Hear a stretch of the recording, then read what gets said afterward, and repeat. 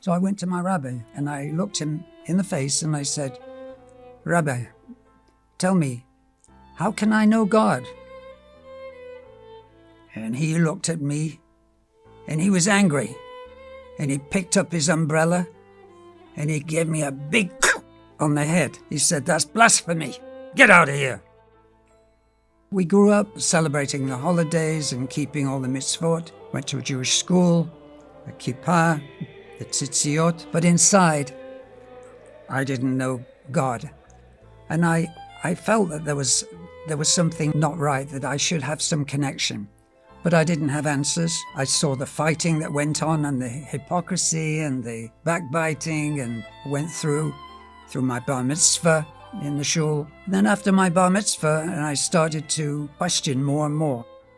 I fulfilled what every good Yiddish mama wants from her son. He has to be either a doctor or a lawyer. I wanted to be the doctor. So I'm studying hard, and by the age of 16, I was able to be accepted to medical school. That was my dream. But there was this growing emptiness in me. That wasn't going to fulfill me. That wasn't going to make me a whole person. But I didn't know what to do. For the first time in my life, a student came up to me. He looked me in the eye. He said, "Do you know Jesus?" That was a total shock to me, because in our home, Jesus was like a curse word. The Gentiles and the other so-called Christians, we thought they all hated us. I thought the New Testament was an anti-Semitic book, that it was teaching Christians how to hate the Jews. I was angry with this fella. He's telling me that Jesus was the one that could take away my sin. Well, I didn't feel like a sinner. He was the one that could save me. I didn't feel like I needed saving, but then he did tell me that I could have a relationship with God. Now that started to make a little sense to me. I wanted a relationship with God, but I certainly didn't want it in this kind of way.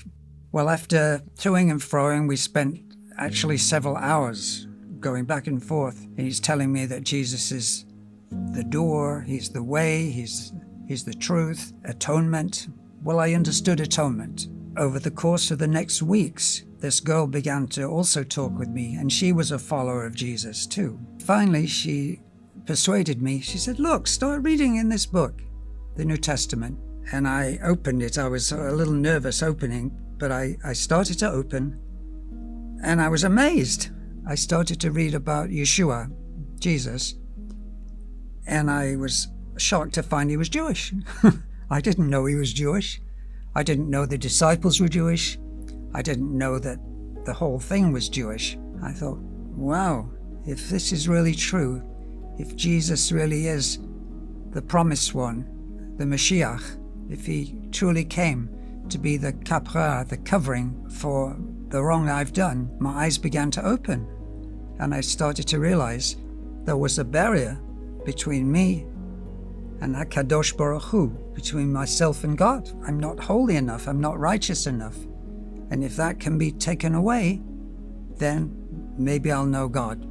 And then I started to study the prophecies that talked about the one who would come, who would be the Lamb of God. He'd be like Abram offering up Isaac. I read Isaiah 53, that he was a suffering servant, the one who was put to death for our transgressions, that by his stripes that we can be healed. This is what I want. This is what I need. I was joyed, overjoyed. But what will my parents think? What will the family think? Jews don't believe in Yeshua. And then I started weighing the cost. What's it going to mean for me? Do I want to be cut off? Nothing else matters more than knowing God. And like Abram Avinu, I started a walk of faith. I said, God, I'm looking to you to guide me, to lead me. And I want to follow you. All my days, I want to give everything to you. And I knew I'd found the truth. And I knew that I was a completed Jew now. Not just from my Brit Milah, my circumcision in the flesh, but now I had a new circumcised heart, a new covenant. If you can look at the heart of King David in the Psalms, if you can look at these prophecies, if you can read Isaiah 53, and see the Mashiach. He is the one. He will bring you that relationship that you long for and that you're trying through all your davening and your mitzvot to reach. He's already reached it. He's completed it. Believe in him.